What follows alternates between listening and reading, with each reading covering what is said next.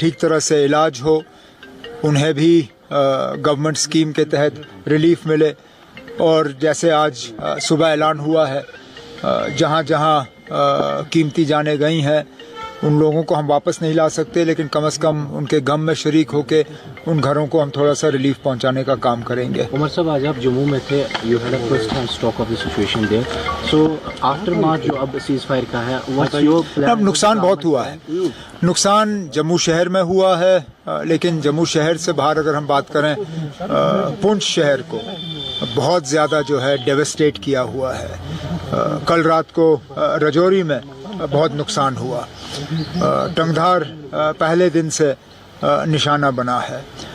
तो जैसे मैंने अभी कहा, डीसीज़ को वाज़िया हिदायत दी गई है कि वो फौरी तौर डैमेज का जो है फाइनल असेसमेंट करके वो असेसमेंट हम तक पहुंचाएं, ताकि हम इन घरों को रिलीफ जो है पहुंचाना शुरू करें। इसके साथ साथ कई दिनों से अब हवाई अड्डा हमारा बंद रहा है। उम्मीद करते हैं कि इस सीज़ फायर के बाद दोबारा हवाई अड्डा खुलेगा और हमारे जो यहाँ से हाजी हज करने के लिए जिनको निकलना था, हम भेज नहीं पाए। इंशाल्लाह जैसे ही हवाई अड्डा खुल जाता है तो हम दोबारा हमारे अपने हाजियों को यहाँ से रवाना करना शुरू कर देंगे। भी आज आपने ऐलान कर दिया था। वो हमने जो कीमती जानें गई हैं वहाँ पे हमने थोड़ा सा कॉम्पनसेशन का ऐलान किया है, लेकिन उसके साथ साथ अब जहाँ लोग ज़ख्मी हुए हैं उन्हें अभी हमें मुआवजा देना होगा, कॉम्पनसेशन देना होगा। और जैसे मैंने अभी कहा, जहाँ जहाँ प्रॉपर्टी का नुकसान हुआ है वहाँ पे भी। Okay, thank you. Omar Abdullah का रिएक्शन भी आ गया।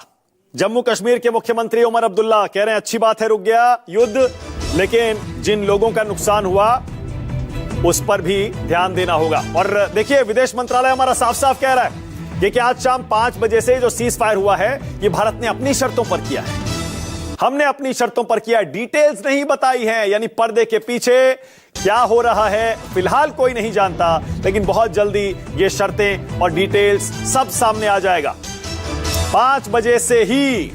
और इत्तेफाक देखिए, राष्ट्र की बात का शो भी 5 बजे शुरू होता है। 5:30 से 6 बजे रोज विदेश मंत्रालय की प्रेस कॉन्फ्रेंस हो रही थी, जिसमें बताया जाता था पाकिस्तान ने क्या एक्शन लिया, हमने क्या एक्शन लिया। लेकिन इत्तेफाक आज शाम 5 बजे से ही सीज फायर, युद्ध विराम की घोषणा, क्योंकि 3:35 पर पाकिस्तान के डीजीएमओ ने भारत के डीजीएमओ को फोन किया, सीज फायर का ऑफर किया, भारत ने उसे फौरन मान लिया। ब्रिगेडियर दहिया, आपके हिसाब से जी आप कितना ऑब्जेक्टिव अचीव हुआ हमारा इन 3-4 दिनों की लड़ाई में? नहीं, डेफिनेटली जो जिस तरह से जनता में जो खुशी की लहर है और सरकार ने जो मिलके पाकिस्तान के साथ जो फैसला लिया है, इससे हम उसको वेलकम करते हैं। We are not war mongers, people label us veterans as के भी इनको तो सिर्फ लड़ाई से ही मजा आता है। That is not the case. We are equally same people. We know it, war has a, war के ऊपर जो इकोनॉमिक जो इफेक्ट होता है किसी देश पे, वो बड़ा इफेक्ट होता है। और इसमें एक पूरे संसार में एक इकोनॉमिक टर्मोइल भी मचा हुआ है, वो भी कटसी ट्रम्प साहब।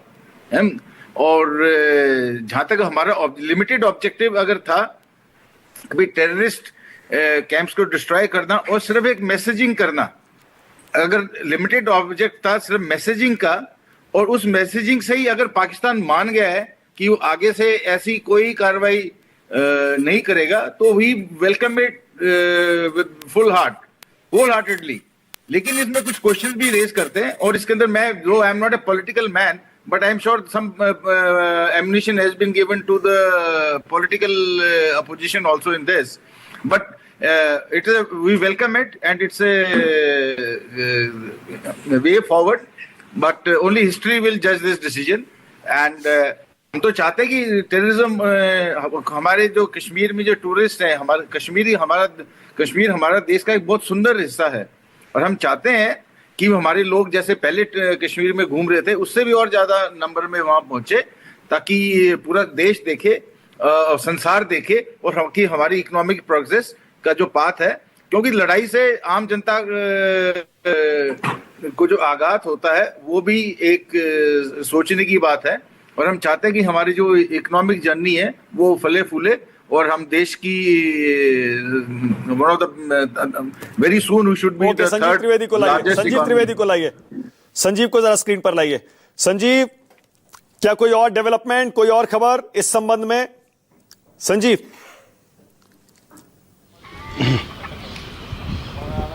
मानक देखिए, इस डेवलपमेंट के बाद ऐसा लग रहा है कि कोई क्रेडिट जो लेने के लिए सामने आना ही नहीं चाह रहा है, क्योंकि अब अभी तक तो सुबह तक तो कितने हम जबरदस्त press briefing on